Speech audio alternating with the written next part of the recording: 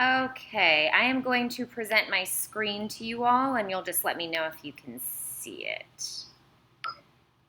Can you see this presentation? The screen. Yeah, I mean, I can see you. Is that Okay. what I'm looking behind you, right? Learning targets, etc. So I am fine. Oh, nope. Is that? You're not seeing my screen right now? No, I'm not. I'm just seeing your face and the lady next to you, and that's it. Okay, here we go. I've got it now. It just didn't click the last time. Okay. Okay, now can you see my screen? Yes, I can. Beautiful, beautiful. Okay. All right. So, welcome. I'm so glad you guys are joining us this morning. It's good to be here. I am here at Southwest Middle School with Andrea Haley. She is also using StudySync in her classes, and so she's just going to talk about, she's been doing some really great things with StudySync this year, and so she's just going to talk a little bit about that. So if you want to go ahead, Andrea. Okay, probably a month after school started when I was sort of scrambling for what curriculum do I use, I talked to Ashley, who showed me the StudySync curriculum and the slides that the district coaches created to go with the curriculum. So I was very excited to have a curriculum that was aligned with the standards that incorporated the reading, the writing, the listening, and the speaking, with a multitude of different activities that would engage our learners in the whole process. So I just actually finished In Pursuit. It took months and months because it actually, with my novice students, I've had to move slower than with my intermediate group. True. And sometimes I've had to break away for a lesson or two, like with the sequencing lesson. I really wanted them to understand that, so I tried to make it meaningful for them by actually going through setting a goal for themselves in their lives. Some want to be doctors and police officers, so we started with their goal and then talked about the steps to reach their goals and use that vocabulary of first, next, after that, finally, to make it meaningful for them. What I really like about the curriculum is that it incorporates so many writing activities, reading activities, group work, because I think the turning and talking and the think, pair, share, that really helps the students who are very shy about speaking, because I'm finding, especially with my novice students, that they're very hesitant to speak. Even when we did the Flipgrid videos a few weeks ago, they didn't even want to do it. But then when I showed them the feature where they could put an emoji in front of their face so that they weren't having to be seen, then they were much more willing to participate. And then they really enjoyed it and had a lot of fun.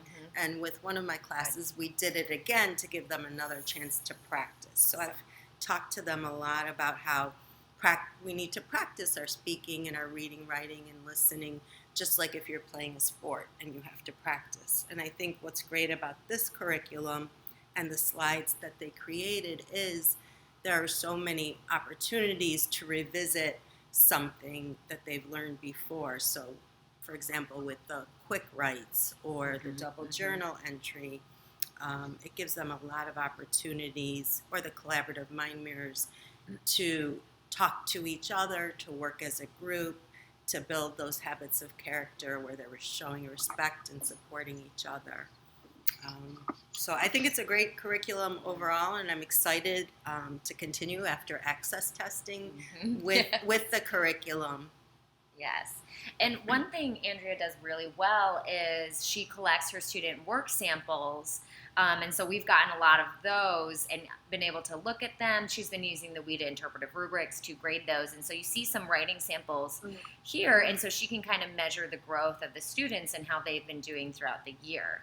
I think on this slide is she took some pictures of students doing some collaborative work. So this was the collaborative mind mirrors, right? And then the Flipgrid assignments. So some really great stuff going on here. I know really great stuff is going on at in your classrooms as well. But she's a great example of how to take student work samples and use those WIDA interpretive rubrics to grade them, which is actually our topic for today. So thank you so much, Andrea. That was wonderful. So how about you all? And Angelina, I know right now your mic is not working, so feel free to type. But how have you been using StudySync at your school? In what ways have you seen your L's improve? And how are you collecting and assessing some student work samples? And if you're not, that's okay. But how's it been going at your schools? Nancy, we'll start with you, and Angelina, if you want to type something up for us, we'll give you some time to do that. Yes, I love StudySync. It's so informative, it's so entertaining, it's interesting. And I love the fact that we can continue on a story. And, I realize that by the third time, the kids know the story so well. Good. And they are able to infer so much details. It's just amazing. That's great. So, my only problem is I have such low L's. So Yep. I haven't been exposing StudySync to everyone. And I feel really bad because I think there's a wealth of information there. I just wish they had the necessary skills to grasp a little. Okay. So in any way, I am not going to give up. I do plan on using it for even the low L's, but I do know that I have to, really prepare well for that. And at the same time, it's challenging because I have some that have a good grasp of the language and they are really going fast with everything. Good. There. Okay. So that's a challenge for me now to try and cater for the very low L's and of course find time to manage the entire class doing that. Yes, absolutely. I agree. And anytime that you see where maybe we can put in more newcomer supports, we are very open to suggestions. Wonderful. So Thanks. please let us know. Awesome. Good Thanks. morning, Helena. Good morning. How are you? Good. How are you? We're Good. I wanted to show you some of my students' work. We did Monica's mind mirror, and I'm walking around my room trying to project it to my camera, and I don't know if I'm doing it well. Hold on. I think no, you're doing a great job. I just want to make sure this is going so I can see it. Right here. So these are the mind mirrors. Right here. This is Wow. excellent. That is Right here. wonderful. Oh, wow. And Look at that here. awesome work. These were with my intermediate middle school students, and we're doing we worked on In Pursuit, of course, Mm-hmm. and we've only are in our second text. We just started the Hobbit, Awesome. and we're on day 2. Today we'll start day 2. And So- it takes a long time Yeah. to break it down, and I love that you have those slide decks. That really helps a lot, and I go in depth with that. And once they finally get that, and then I put them on StudySync where they do independent work. They actually independently read and match the vocabulary and do the language portion of it. Yes. Helena, because- remind me. I think you told me you're the one that you teach all of it with the slides, and then that's when they go back and StudySync. Almost Right. like I find they cannot navigate the StudySync effectively if they're independently. They're not mature enough to do that because they play a lot and they don't really get into it. But once we do it together with the slide decks and I put them on that independently, they do so much better. Wow. excellent. They actually understand what they're doing. Yeah. And I'm just So- going to read out what Angelina said. So Angelina is using this strategy. So she's adding in a strategy called table races. If you all Ooh. have been to Peak, this is a Peak strategy. So Uh-huh. they write down information from stations, and when they're creating text, they're stronger and they're taking more language risks. Just reading through Angelina. Yeah, I'm looking at it. Use Yep. level of copying Yeah. as diagnostic for how confident they are with the language Yes. and willing to take language risks to develop according to their level. Yep, Yeah, and so Peak yeah, is that's great, great. for that. I like that. Yep. Yep. Peak is great for getting students to, be comfortable with using language. And yes, you're talking about modeling. I think a lot of modeling is really necessary with this curriculum. Like the Right. gradual release model of I do, then we do maybe And then 5 you times together, and then we'll let you release into your groups a little bit. Right. But awesome. You guys are fantastic, Yeah. and you're doing great a great job. And I'm so excited to see some student work samples. Angelina, I know I've seen some things from your classroom, and Nancy and Helena, I want to get out to Cochrane very soon to see your Yes, we'd classes. love for you to As come. soon as Once we access finish testing is access over. testing. Yes, I will be out there. Fantastic. You guys are awesome. All right. So can you guys still see my screen? I just want to make sure. Yes. Okay. Yes. It's Yeah, I loading see right the now. screen. It's Good. loading. Yeah. Yep. Perfect. Okay. So one thing I want to do with you all today is, so at the end, Andrea just said that she finished in Pursue. Andrea, did you do the writing? Not yet. Okay. Not So what I want to do today is show you the writing for the 7th grade StudySync unit. And there's a lot of supports built in for English learners, but I also really want to talk about how you can assess this writing using the WIDA Interpretive Rubrics so your students can still be successful, even though it is a difficult rubric. So what you're going to do, and I'm going to walk you through this in just a second, but I'll walk through the steps here first. You're going to go to your NC Ed Cloud and log in to get to Canvas. And so and if you want to do that right now, that's great. I'm going to walk through it with you in just a second. Then once you're in Canvas, you're going to click on StudySync, our StudySync course for the year. You're going to go to your In Pursue, which I'm sure you guys are all very used to this and getting to this place. Yes. And then you're going to look at Lesson 7, the Extended Writing Project, and you're going to look at the Informative and Explanatory Writing Rubric. So I'm going to do that right now. So I'm going to go to my NC Ed Cloud.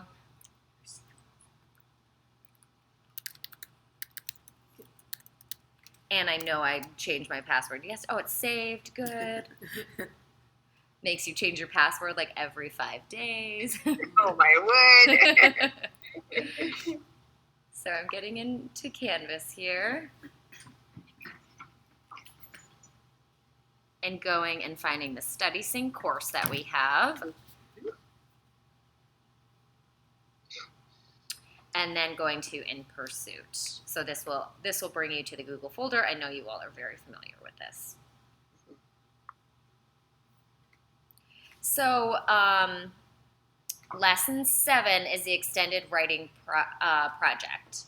And in here, so when I used to teach writing, I knew that I could not teach writing to my English learners the same way that I saw writing being taught for an extended essay, right, to students in other classes. We always had to modify it. So there's a lot of really scaffolded support for this writing project to make sure that your students can do this and be really successful with it.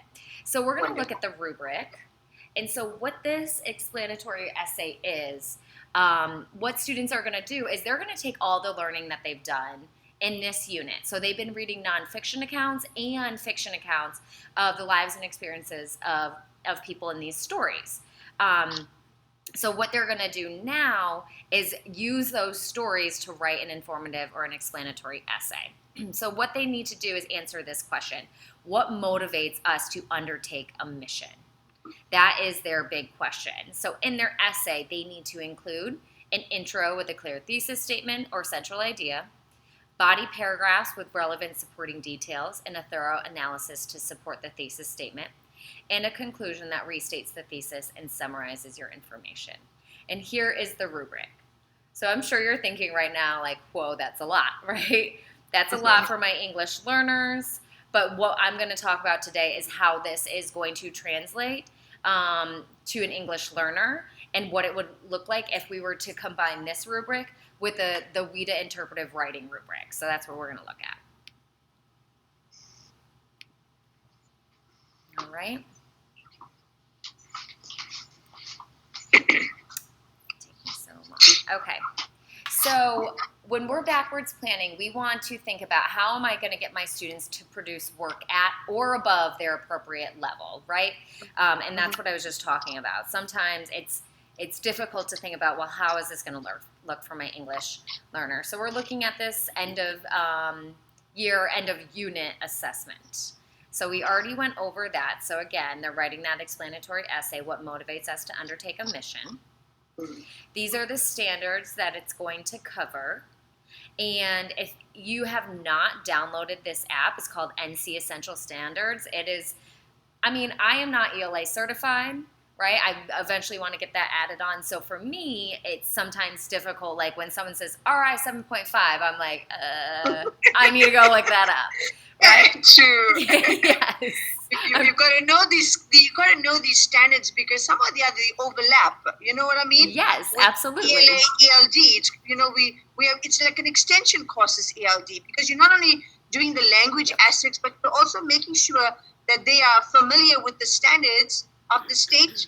For education. Exactly. Right. Like the ELD course is really supporting their ELA class. Correct. So this app is just wonderful for you to go and just take a quick look. Like someone says RA 7.5, you can just pull it up and say, oh, okay, that's analyzing structure and author uses to organize a text, right? Because we don't expect you to know these from memory, but you will start to learn them as you get used to using them. And this should say RI 7.2, by the way, not 6.2. All right, so here's that rubric that we took a look at before. Now, we've been asking this question, what does this look like for my English learners? So these, if you have not seen these before, hopefully you have, this will bring you to a link to the WIDA Interpretive Rubrics. So these rubrics are for speaking and writing because those are the two production domains, and how we can grade students according to their appropriate level. So if you, for example, this is the speaking rubric. If you take a look at a level 1, this is what you should expect a student at a level 1 to do, to be able to do. Now, unless you have a newcomer in your class, it's been a year since they've taken that access test, so you shouldn't really have any level 1s unless they're a newcomer, they're brand new. A lot of your students should be a level 2 or higher. So just keeping that in mind. Yeah. At this point, even though it might not say that on their data because they're just taking the access now, but it's been 1 full year, so they should be 1 level higher. Okay, so here is what I have done. I have taken the WIDA writing rubric, I have taken the rubric for the explanatory writing, and I've meshed those into one. So it has the same categories: focus and motivation, evidence and elaboration, and conventions. And basically what this does is it shows you at a level 1, this is what a student should be able to do. And if they can do these things, then they should be able to get a 4, a great score on this writing. A level 2, this is what they should be able to do. And a level 3, this is what they should be able to do. So let's take a look at a level 3 because you probably have some students around this level. So for focus and motivation, their thesis is attempting to engage the reader and showing developing expression of an expanded idea of multiple related ideas, and is generally comprehensible. Their thesis is they're starting to work on it on their own, but they might be using that model that you used in class with them. Their essay is including an intro, body paragraphs, and a conclusion. At a level 3, they should be able to do this. And then their conclusion represents developing summarization of the thesis, right? They're not quite, maybe it's not perfect, but you all have been working on summarization a lot in this unit, so they should be able to show some developing control of summarizing that thesis. For their evidence and elaboration, their text shows developing expression of an idea or ideas and may demonstrate some attempt at organization to support the thesis, right? And that might come directly from an organizer that is in that unit. They might just be copying it over. But at least it's showing some developing control of that. I made one for the 6th grade curriculum for a research paper with a word bank Awesome. with pictures and a sentence. Maybe we can get that and share that out to everyone if you don't mind. Mm-hmm. Andrea has she has one, you said for 6th grade? Yeah. For 6th grade, some things for the 6th grade. So we'll make sure to share that out with you all as well. So if you just kind of taking a look, we're still keeping the same requirements here, but we're making sure that we're measuring it at the level that's appropriate for them. And if they're above that level, even better, right? Yes. And they might be, because there is a lot of scaffolds and supports in there for them. Great. So this... Wow, that's great. Yes. So you can use that, and it goes up to a level 3. because we are assuming that you don't have level 4 students in your ELD classes, but if that is the case, just reach out and we can help you out with that. Okay? So I'm just going to open up this discussion. Have you all used the WIDA Interpretive Rubrics in a different way this year? And if so, how? Has anyone used those this year? I used it to assess our students when we had that speaking assignment. Okay. right, the speaking, Yeah. yes, Awesome. speaking assignment that I gave them on Flipgrid. I used it to grade their Flipgrid, and I think I used the results to put into the cohort 6 assignment we had to do. Excellent. Yeah, that's how I used it, the speaking rubric. That's fantastic. We're going to talk about those Flipgrid and using the speaking rubric, so you guys are already ahead of me. Awesome. Have you used, so the speaking is really great. It's so great that we're measuring that speaking, right? Because that's the one where we see students struggling the most with. So that's so great that you guys are all doing that. Have you used the writing one at all for any of the like formative assessments? No. No. Not yet. No, that's okay. And Yeah, that's not okay. me. And we're going to talk about that in a second too, how you can use those to grade, those quick writes that they do, or even like apply it to the collaborative posters or anything like that, any short writings that they're doing in class. I see. You guys are doing fantastic. So we want to talk a little bit about giving feedback. Because we know that this is, when it comes to English learners, that sometimes you can give too much feedback and sometimes you can't get enough. So we like to use this little diagram here to show. One second, guys. Students from Stephen Lopez Sure, no Lawson problem. and Michaela Ellis, please report to the media center. It's to just get your right Kennedy and Chromebooks. 3 times Stephen it went off Lopez for like, also, we're out of and school, it's Ellis. fine. Please report to the That's media what happens. Exactly. Thank you. So basically, this just shows you in what order, where you should start when you're giving feedback to students. So we want to always make sure that when we're giving feedback, we're starting with the purpose and the genre. Are they meeting the purpose of the assignment, right? And we want to start there. And we don't want to overwhelm them, so we might want to give them one piece of feedback. And as they get better, then you can do purpose and genre and organization and structure. Let's give them some feedback on there. And you can give them 1 or 2 pieces of feedback. And as they become better writers and speakers, then we can start to move down this pyramid, this upside down pyramid, and giving them feedback. But starting off when students, especially in a big writing project like that informative essay, you don't want to overwhelm them with feedback, right? So kind of using this as your guide of giving feedback. Yeah, I like this pyramid because as a teacher, I tend to actually start at the bottom rather than at the top. Yes. So this is great. Yeah, so It's this different actually tendencies. this comes from West Ed, and this is a conversation we have in a lot of our QTEL PDs, that's exactly where a lot of teachers start, is the spelling Right. and grammar. And I think that's because that's how we were taught. I remember getting my spelling and grammar, Exactly. like all the red marks, right? The emphasis on that. Yeah. Yeah. So, but when you're really thinking about it, is spelling and grammar the most important when they're beginning to write in English? When they're learning, right. That makes Right. sense. Exactly. So kind of starting, this just gives you like a guide of where to begin. And don't get me wrong, spelling and grammar is very important at a certain point, but probably not with our lower level English learners. Exactly. As they're Agreed. developing. Yep. Yeah, agreed. Chelsea, my students come in at 8:05. So should I Me check too. out? You What can do you want? absolutely log off, and then if you want to watch this later on, we're gonna keep going here. I'm gonna try to get through these pretty quickly because I think a lot of classes are about to start. But you can always Right. watch it back later because I'm recording it. Okay. Oh, Okay. thank you, Chelsea. Thank I'm you, in the Chelsea. same We'll boat see you later. as Alina. Okay. Okay. I'll talk to you Log two off. later. Chelsea, how do I log off? I think you just look for that red phone, the icon. Yep. Exactly. Or you just Or just click X off? out the screen.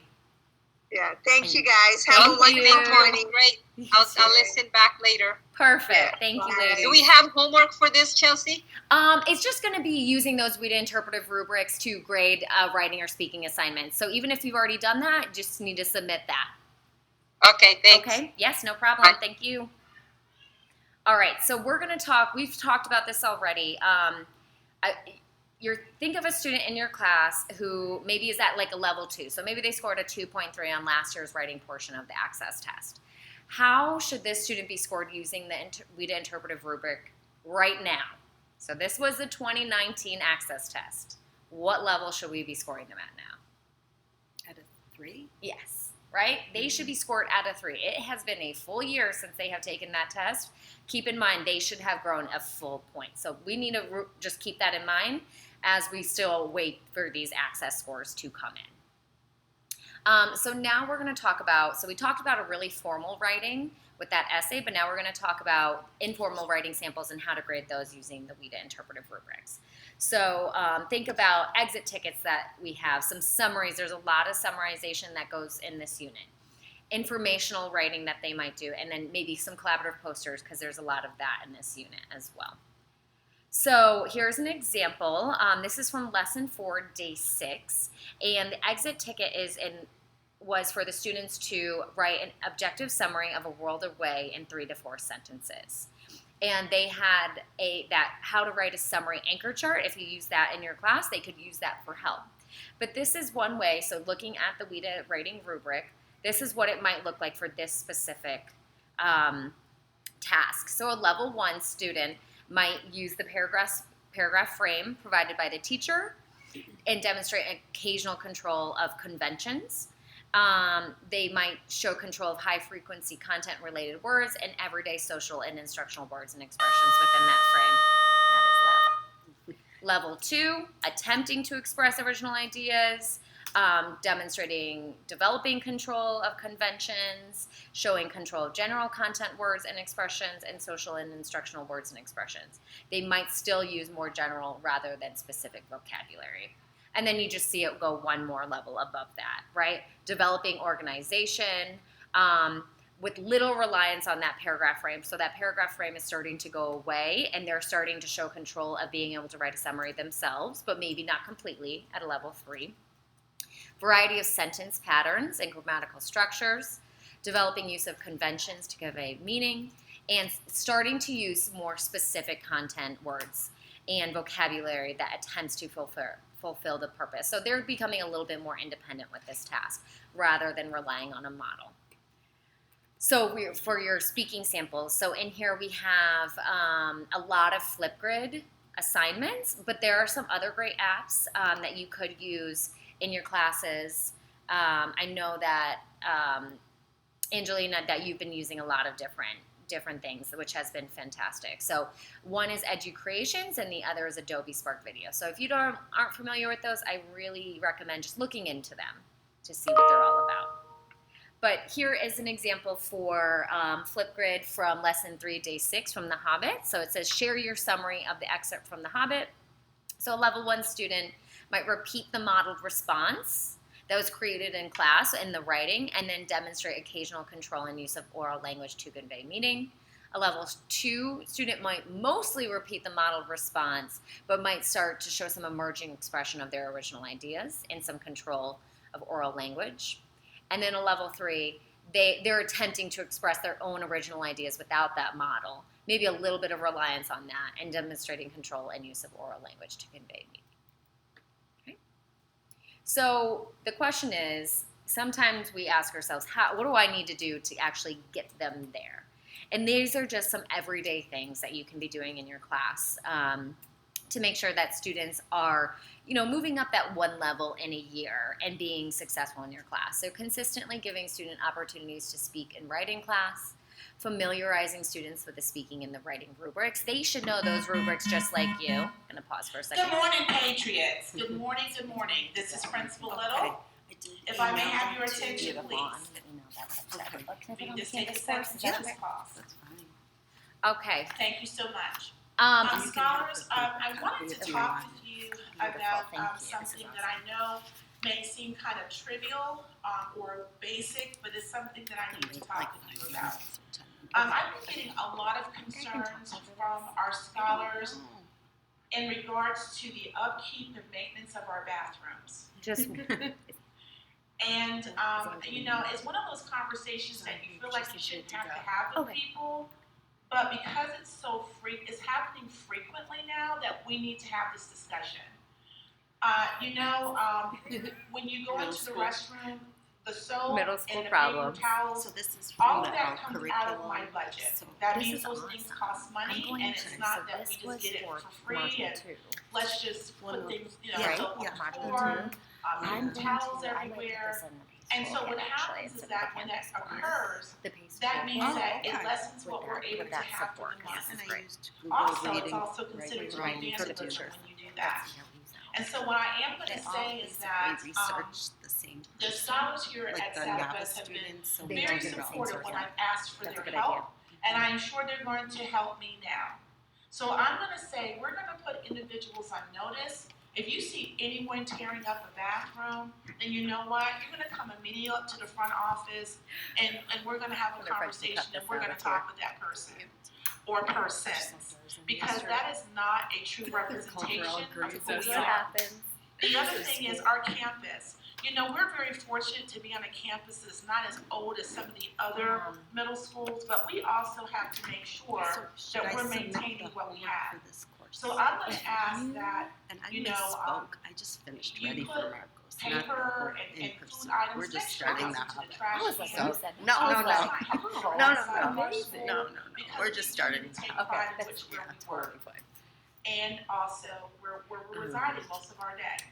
The other thing is, please make you just sure, even because have a of flu, rubric, that you are like washing Like your basically it's hands. just a rubric. There's that lots you of have people who graded are coughing, a they're rubric, not covering right? their And mouths, you've graded they're one. not washing their hands, So close. and we're in close We're just trying to confines of collect each student work other, samples, like and that's why I flu is asked about going those around. ones. So you So already have it's the really samples. important If you just that have we the are rubric that you covering, filled out, that would be wonderful. because we don't want a large number of absentee students. Once again, I want to say thank you for assisting me with this request. Many scholars, I heard you, I appreciate you sharing your concerns, and we are going to make this better. So once again, thank you so much, and thank you for what you're going to do to have our environment to be one of the best in CMS. Thank you so much. Yeah, see, I downloaded it on my phone too. It's awesome. Good morning, It's so Paul. easy. Good morning, please stand for the Pledge of Allegiance. I pledge allegiance to the flag of the United States of America, So I did share this with you just a couple minutes. Awesome. one nation, Yes. under That's God, probably why indivisible, Heard that with day. liberty and justice for all. this is You so may cool. now be seated. And then I have all My the name is assignments Shay that Tripp went with it. Roosevelt. Like they I had to am the watch a boy TED tender Talk here at Yeah. Southwest Middle School. I and matter take because I have notes. rules and And friends and That was in addition to the you know why curriculum. you matter? well, in the curriculum, It they was in there. specified like that they choose, but we said, okay, you're going to study this certain person. Did you know the first only So that security was the system was person that invented they by a studied. black woman? Okay. Okay. I Like introduced it. you Mary Van Brown.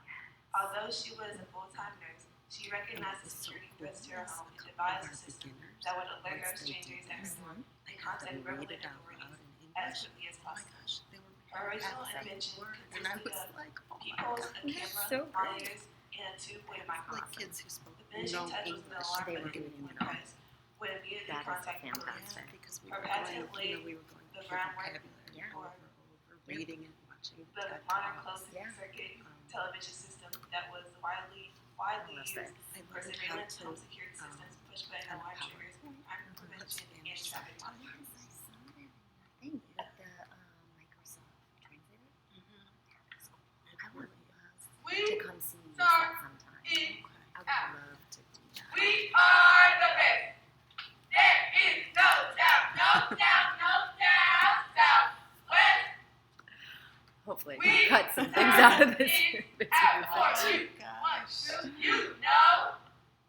Come to our last game of the season and sit in the student section at Raleigh. Okay, I think I can finish this now. All right, so just to go through these real quick, these are just, again, some things that you can do in your class on a regular basis to make sure that your students are supported in their speaking and their writing. So I'm just going to move on and just remind you that we have our PACE toolkit. More and more strategies, supports for education, everything have been added to this. So make sure you're taking a look in this if you have not done that in a while. Malaysia Tillery, Cameron Banks, Hannah Wynn, Mariana Ravenel, and Amaya Marshall. Will these students please report to the nurse's office? Thank you. Okay. And so for your homework, you have all been using a lot of this stuff in your class. So we're just asking that you take some student samples that you have collected, or you can collect some more if you'd like, and try to identify where they score based on language proficiency using those WIDA interpretive rubrics.